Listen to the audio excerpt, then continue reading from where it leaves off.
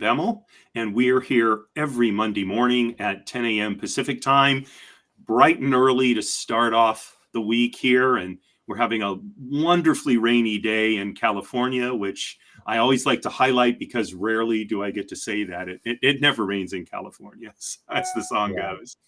So, and my guest is here locally with me, and so he can confirm that that's the case. And it's probably good for your work, Matthew, because being out in the field in the rain doing appraisals is no fun. At least it wasn't in my day. But my guest today is Matthew Reynolds, and Matthew, oh shoot, I was going to have your company name handy, but anyway, Matthew is an MAI appraiser. MAI is a member of Appraisal Institute. It's one of the highest professional designations you can get in the real estate appraisal, well, actually in the appraisal world, totally.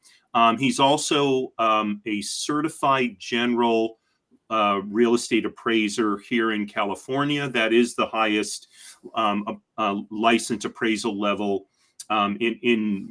in all the states. It's a state by state licensing regimen, but that's the highest level you can get.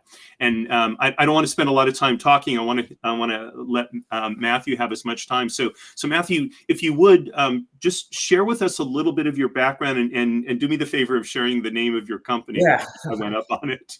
Yeah. Thank you, Kevin. Thank you for having me here on your show. Yes, my name is Matt Reynolds, and I'm with Vanguard Realty Advisors. And we're a commercial real estate appraisal firm.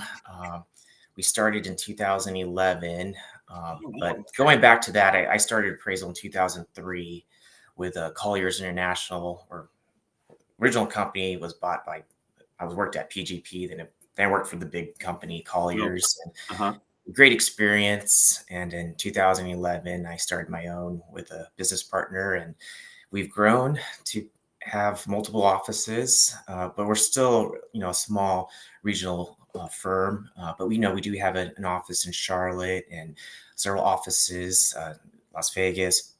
But most of our work is in Southern California and in San Diego and Los Angeles and Inland Empire, Orange County. So. Okay. And Charlotte, North Carolina, or? Yes. Oh, Yes. okay. Wow. Charlotte, Vegas, and Phoenix. So we small presences. We have like a one MAI out in Charlotte, but our main brunt of our work though is in Southern California. I think last year we did over 1,000 appraisals. Wow. Just within Southern California, appraisals, and we do a lot of outside appraisal review assignments as well. So when you're a commercial real estate appraiser, so talk a little bit about the kinds of properties that you deal with, just so the viewers understand. Because many people probably have familiarity with an appraiser because someone came out to appraise their home, right? But you're in the same vein of work that I used to do. So if you wouldn't mind, just share a little bit about that so people can understand what it is you do. Yeah, we appraise everything. Most commercial real estate appraisal, commercial real estate property types. We do a lot of office, retail, shopping centers, industrial, apartments. Apartments 5 units and more is considered commercial. So we do a lot of apartment deals. But I would probably say if there's one particular property type we do more of is probably industrial. Anything. Okay, interesting. Industrial. I always thought industrial is the most fun because you get to see how stuff is made. Yeah, I was able to go to like downtown LA. We're in Vernon. We're in these crazy cold storage spots and over 100,000 square feet of just warehouse. You're walking around and you get to see a lot of interesting things. You get to meet interesting people. So I kind of like the inspections for industrial versus going to like a medical office or something like that.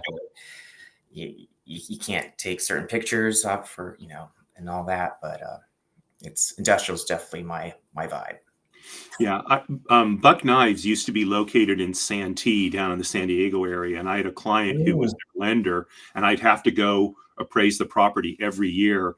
And one year I was I was getting ready to go down there, and I was talking to a friend of mine, and I'm like, yeah, I'm going to go down and walk through the Buck Knives factory. He's like, can I come? I'm like, yeah, Yeah. sure, why not? So we got to tour the factory, and and they've since have moved to Idaho, but it was always a lot of fun to see what people do. Oh So yeah. So I'm considered a generalist. I don't do the specialized like assisted living and gas stations, but just the general retail, shopping centers, industrial. That's the type of work we do. okay, great. So talk to us, if you would, about how you work your valuation process, number one, and then how is it different when you're doing an appraisal for an estate versus, say, doing an appraisal, for a lending situation? Uh, well, there's in the state world, there's different. You can have different types of appraisals. You could do a restricted appraisal. You could do a full appraisal report. Mhm. Uh, from what I've seen, clients they do both. But Okay. if there's like a really complicated property or a high dollar property, I think they want the full appraisal. So the difference between the two, a restricted appraisal, you just state your facts or you just state your conclusions. But in a regular appraisal, you summarize how you got there. Mhm. So, and a lot of times when you're doing appraisals for lending versus appraisals for the IRS, there's little things that in the lending world we use like the definition of market value on the interagency guidelines that they typically use that definition for market value. But when you're doing work in the state world, you need the definition that the IRS uses. And Mhm. that matters a lot because if you get audited and the IRS appraiser looks at it and he sees the wrong definition of market value or fair market value, the appraisal's void.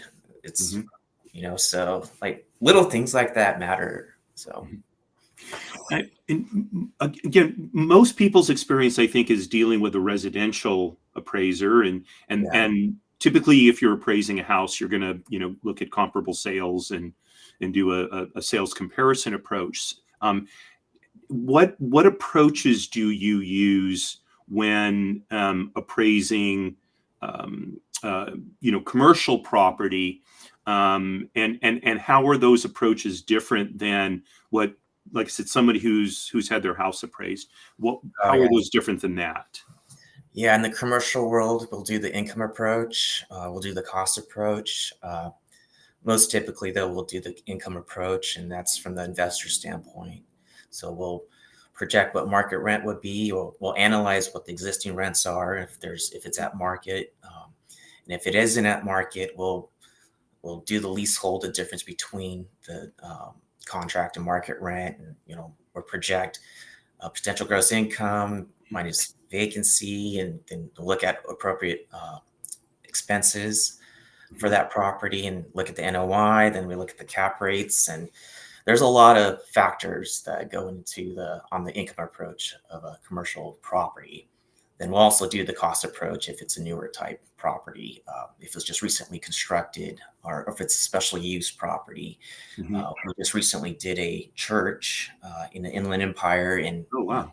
the two methods that we used was sales, Mhm. and we also did the cost approach. So So I always used to joke that the income approach was only applicable to some churches, but there are these churches out there, but there are, yeah, yeah. you know, but we, So when you say you do a cost approach, um, would you give us a little bit more information on how you do that? Like you did with the income approach, you start with the rents, you subtract vacancy, you subtract yeah, expenses, right? On a cost approach, what does that mean in terms of determining the value for a property? yes, for the cost approach, we would first determine the land value of the site, so we get an idea what the land value is. Then we would estimate the cost of the entire building as like total replacement cost Mhm. for that property. Then we would, look at uh, any depreciation, functional obsolescence, or anything like that, make your deductions. So you're adding a depreciated improvement value to the land and to Mhm. get your overall cost value. So and it's just one indication of value. Mhm.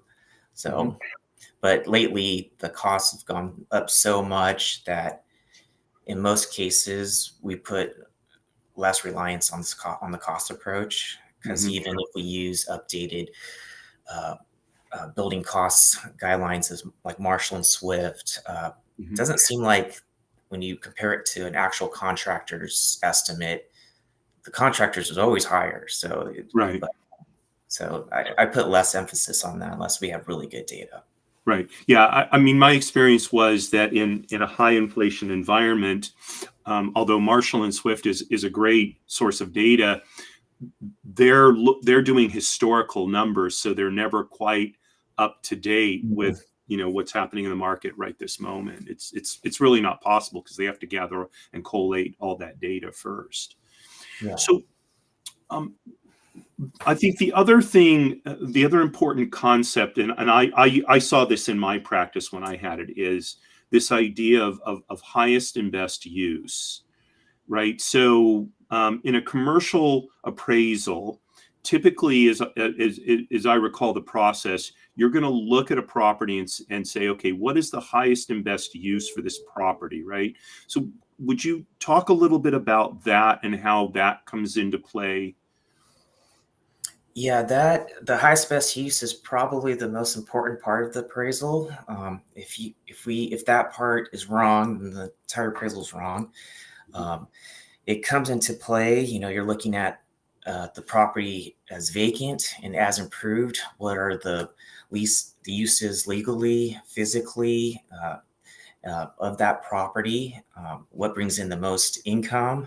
Mhm. And it's very important, especially in uh, uh, pockets of in Los Angeles where land values are very high, and the existing improvements are they do they contribute to a value above land value? So those are the items that we constantly are looking at. So if the land value is higher than the existing what's there, then the highest best use is land. But if it's Mhm. not, then it could be something else. So um, it's a point in an appraisal that I feel that a lot of commercial appraisers maybe gloss over or just have there in their template, but it is the most important feature of an appraisal. So, Right. I remember working on an appraisal. Again, this is going back when I had my commercial real estate firm, and it was a property in an area where there was a lot of very old industrial buildings, and they were being torn down, and large new ones were being built. And so when I looked at the highest and best use, what I found was it was really land value. yeah. Anyone who was going to buy the property, they might have temporarily used the building while they were pulling permits or whatever, really they Mhm. were going to be buying it for land value. And so that's what I concluded, and I did the valuation on that basis.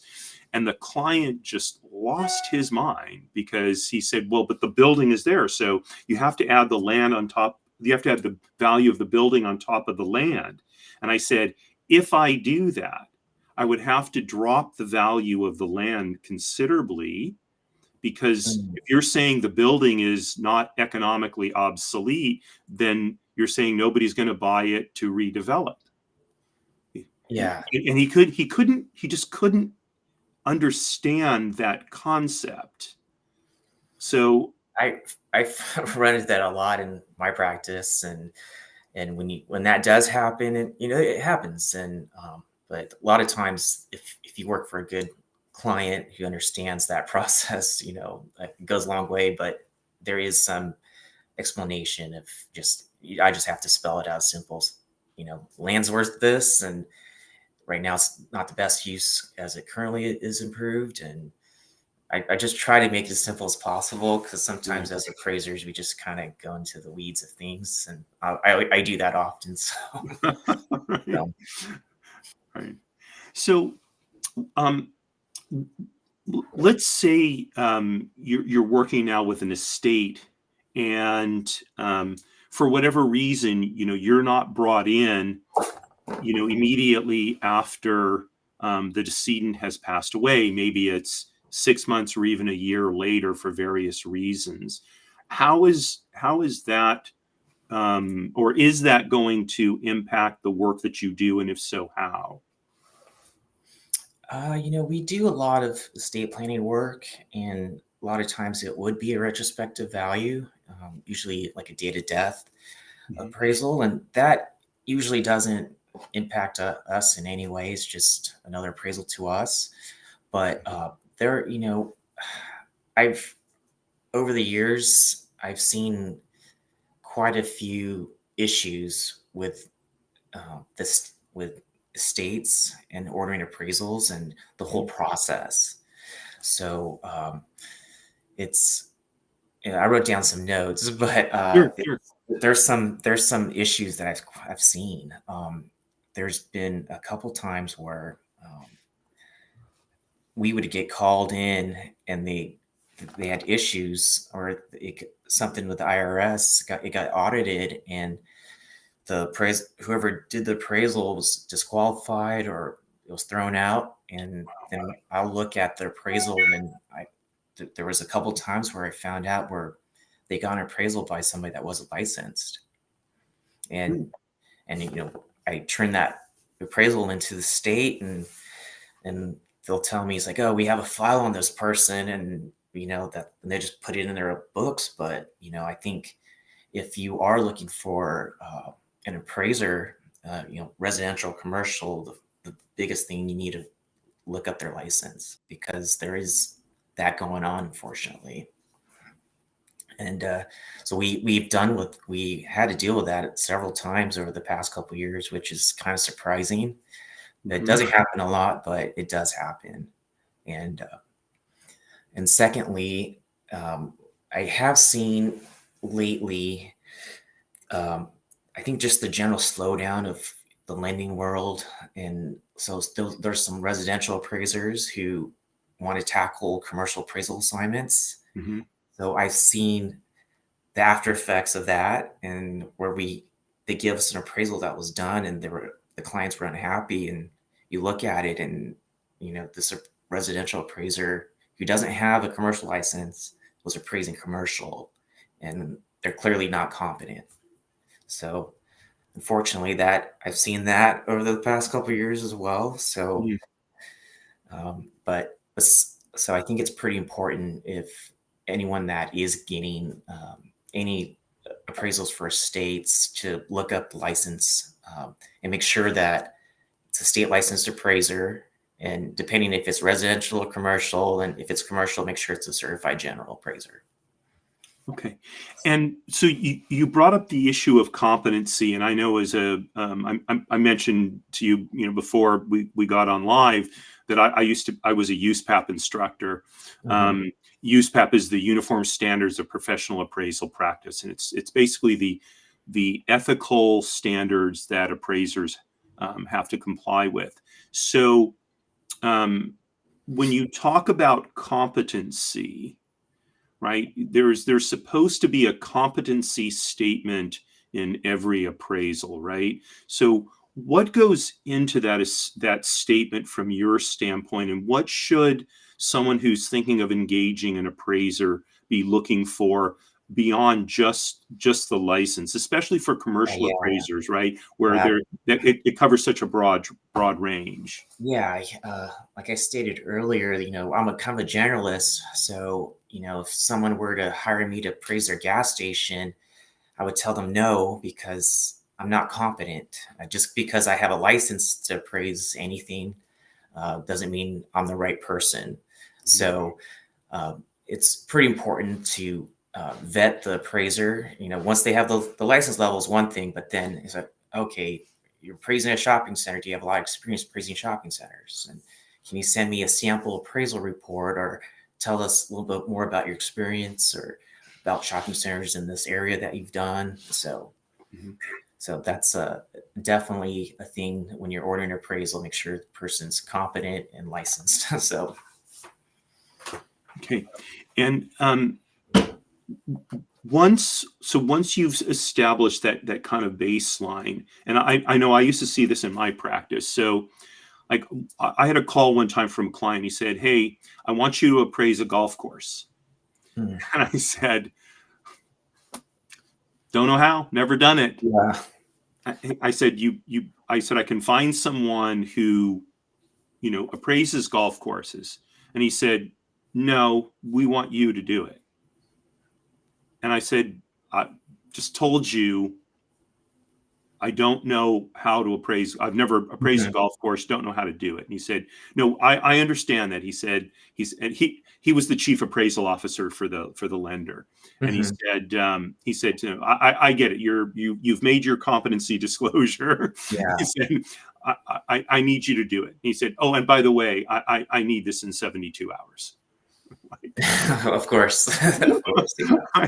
so Yeah. it's like you know good client relations. Like I went through a crash course, in learning how to appraise a golf course. And I mean, I must have done okay because, the when they had to foreclose on the golf course, it turned out my value was pretty close to what they sold Yeah, it for, right? there's ways to gain competency and take classes or work with a mentor, and you probably did all the right ways. But in my experience, I do see a lot of people exceeding, not doing, taking, Mhm. the right ways to get there. So, And so, and we're gonna. I don't want to run out of time before we address this issue. okay. Within the estate trust and estates world, Yeah. what kind of conflicts have you seen arising out of valuation of properties, and how have you worked to at least potentially resolve those conflicts? I think, I've seen a lot of conflicts with expectations. Sometimes there'll be an estate like a fractional interest.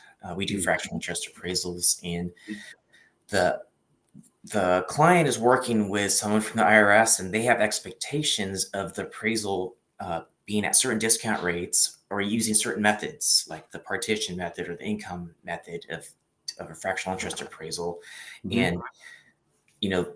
Uh, and sometimes the client is not relaying that to the appraiser. So I've seen issues arise through that. So, um, and just having the best data and knowing what, like, if you ever get audited, what an IRS, what they look for, like the Mhm. definition of market value, make sure you have both approaches to value and for a fractional interest, and make sure their data for the discount rates is solid. Mhm. So, there's been issues that I've seen with just communication involved, and sometimes not being relayed information a lot down the line when it gets to us. But So take a minute and explain what you mean by a fractional interest. it's a percentage ownership or undivided interest into a certain property. Uh, like for example, an LLC can own in a Mhm. property, and there could be a 49% owner here, 51% owner there, and Okay. so we're valuing those interests. Okay. So it's a percentage interest in the entity that owns the property. Yes. And so the idea then is like if you were the 51% owner and I'm the 49% owner, if I were to try and sell my 49% ownership in the entity and the property is worth, let's say, $100,000, am I going to get $49,000 for my share? And so there's a presumption that someone buying that minority stake is going to say, well, I'm not sure I'm going to pay $49,000 for that. Is that kind of the Yeah, it's less than 49 if it's 49%, but because there's discount rates associated, and there's case law filings that show what discount rates are for something like that, depending on the situation. So, but typically, if you have a 49% interest in a property and you think it's worth 49%, it's always going to be less, just because it's right? um, just because of that. And is there kind of a scale so that, let's say somebody has a 10% interest, is the discount off the 10% interest going to be higher because it's smaller, or I I or think does, yeah. if it's less than the majority, then I think they're all kind of somewhat similar from what I've seen. But if Mhm. a person has a major stake in more than 51%, I've seen different scales for that. Oh, okay. But there's different ways to do it. You can look at comparable sales. Uh, you can look at court cases and filings that actual settlements, and Mhm. you can do the partition method, the income method as well of estimating like attorney fees and stuff like that. So Okay. Okay. You mean partition costs and such. yes, Right. Okay. Got it. Got it. So, and we just have another minute here before our time is up. So, okay. when is the best time to get an appraiser involved in the administration of a trust or an estate? Uh, that's a good question. I would say sooner than later, because I've seen so many instances on our end where there's deadlines and they haven't even got their estate appraised, and it's just unrealistic timelines. So sooner the better, uh, and just working with an actual professional to handle their estate. I've seen so many horror stories where we're valuing a person's estate of like a portfolio of properties for their estate, and they don't have a proper asset property manager. We can't even Mm. get leases for the properties and just the data. So, just having all that information available, and I've seen a lot of property owners, and someone passes, that property owner was the main person, then Mm. they leave it to their son or daughter, and they have no idea what they own. They don't know if it's leased or so. Just having all the parties involved and knowing what's going on with a particular property Mhm. is very important. And fortunately, we see all sides. We see a very prepared person who Mhm. is on top of everything, and then we see the last minute. We need this appraisal done in a week or something. Right. Emergency status for for some deadline filing that they have to do. So Yeah. Yeah. It's interesting. I was just thinking about this because, these days you can have everything located in the cloud, like in a Dropbox or something, and you could basically just, give you access to those files, and you'll have all the leases, the income and expense statements, etc. But of course, if that stuff isn't uploaded now, it's, I mean, I've done those appraisals where you're getting basically a shoebox. yeah, It's like, here's my data. And it's like, the last really? several appraisals that we've done, where we appraised a shopping center for a trust, and it's literally everything's hard copy. They don't have the original lease, just an amendment, and there's no square footage there's no rent rolls. So there's just keep a catalog of all your information in an area so you can send it to an appraiser if you ever have to get appraised one Right. day. And I imagine, and I'm going to shamelessly plug you here, because I'm sure you don't want to do this, but I think it's important for people to understand that um, if an appraiser has to reconstruct records, if they have to go and start doing detailed measurements of a property, and also has to do so on a very short time frame, all of that raises the cost of doing the appraisal work, right? Because Yes. you're setting aside other clients, and or it's just taking so much more time to do all that. So by keeping those records, right, it can also mean you can do your job at a more at a lower cost, basically. Yeah, and in the appraisal world, especially the commercial world, I feel like you get what you pay for, and really, I feel like the appraisal world isn't. I'm immersed in it because this is what I do. But if I didn't know anything about commercial real estate, I would totally be lost because there's not a lot of good resources out there. Definitely. For example, like a commercial appraisal report costs, several thousands of dollars. Hmm. But, so we'll get people shopping around, and one person will say, "Oh, I got a quote for $800 for the shopping center," but then they tell you it's on a form report, and can the IRS really do that? So Right.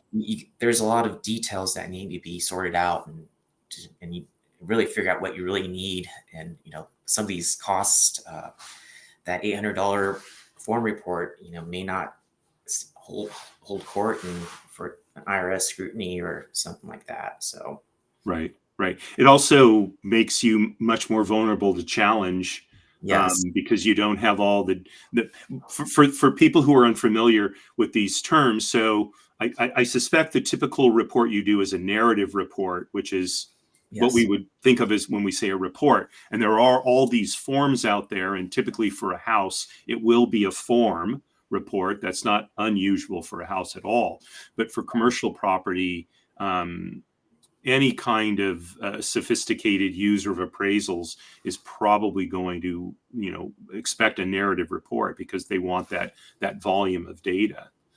yes, definitely. So there's a lot of I'm, I'm fielding a lot of calls of experienced users of ordering appraisals, and Mhm. then people that fortunately don't know anything about the process. But I'm happy to explain how it goes, and if we might not be the right fit, I'll point them to the Appraisal Institute or search for other appraisers that can give them an appropriate bid. So Great, great. So we do have to wrap up now. So just want to let everybody know that Matt's contact information will be in the show notes after the show posts. So his LinkedIn profile, his website, and his telephone number. So if you do have any questions for Matt, I think you can feel free to go on his website and you can contact him there. If you have some general questions, if obviously if you want to engage him, I'm sure he'll be happy to speak with you. Give him a call. But I want to just echo a couple of things that Matthew said, and one is make sure that you're finding someone who's competent.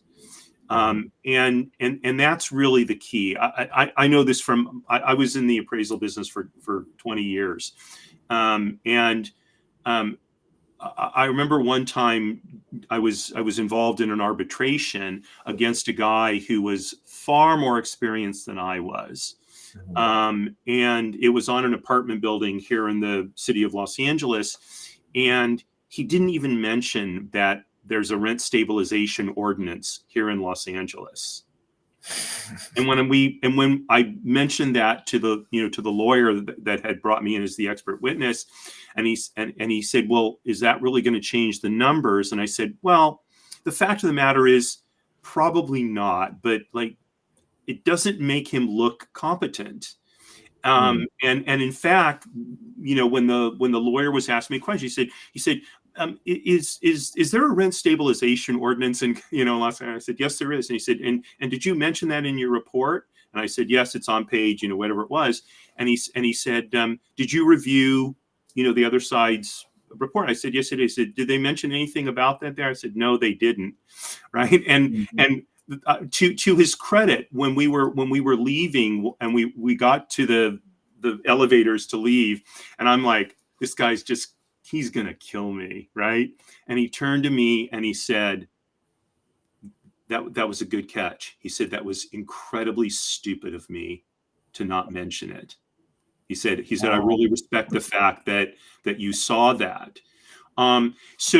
So I would say in this case, see, he was competent, but sometimes even the most competent appraiser will miss things yeah. because it's a very complex business, right? So it's worthwhile to get another set of eyes on things to make sure that all of the issues have been covered, because the IRS will use anything they can find to try and Mhm. impeach your work if they think that they can get more tax dollars. So I throw that out there because even if you've got an appraiser that you use and you like his work, there'll be a big benefit to having Matthew or someone like Matthew do a review of that appraisal. It could be very inexpensive insurance, especially if you're talking about very large numbers. And Matthew mentioned his firm does a lot of review work. So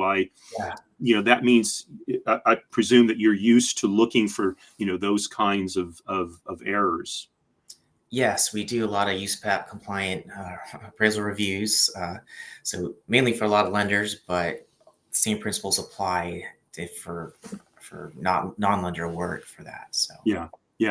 And the other thing I want to stress is, and Matt didn't say it quite this way, but I would recommend building a relationship with an appraiser, especially if you're a trust and estate professional, lawyer, accountant. Build a relationship with someone so that you can have that free flow of information and that confidence in the professional that you're dealing with, because that can also have a big impact on the work that you get. So that's an important point. We have great clients that give us everything, and yes, those relationships are key, and telling your client what you need and all the great communication between the client is needed. So absolutely. So Matthew, thanks for coming on the show today and spending some rainy time with me. And enjoyed it. And as things change and develop in your area of trust and estates, perhaps we'll have you come back on, and we were chatting earlier that we should do sort of most harrowing appraisals. Maybe we'll have you back on to just sort of tell us what maybe we used to call C stories, right? Yeah. These like ones that were just disasters or just really difficult to do. So love to have you come back on and just kind of reminisce about some of those. I think it's good for people to hear about those so they can avoid them. Yes. So I'm going to have you hang tight here for a minute while I wrap things up and take us offline. So that's our show for today. I hope you enjoyed it. I hope you found some good information here. Tomorrow at 10 a.m. Tuesday Pacific time is my show, Business Lessons from the Military. And then on Wednesday, also at 10 a.m. Pacific, is People Making Money. So I hope you'll join me for our other shows this week. And then a week from today, we'll be back again on Trusts and Estates Weekly. My guest is going to be Hillary Cooper, live from New York City. Her business is called Uncluttered.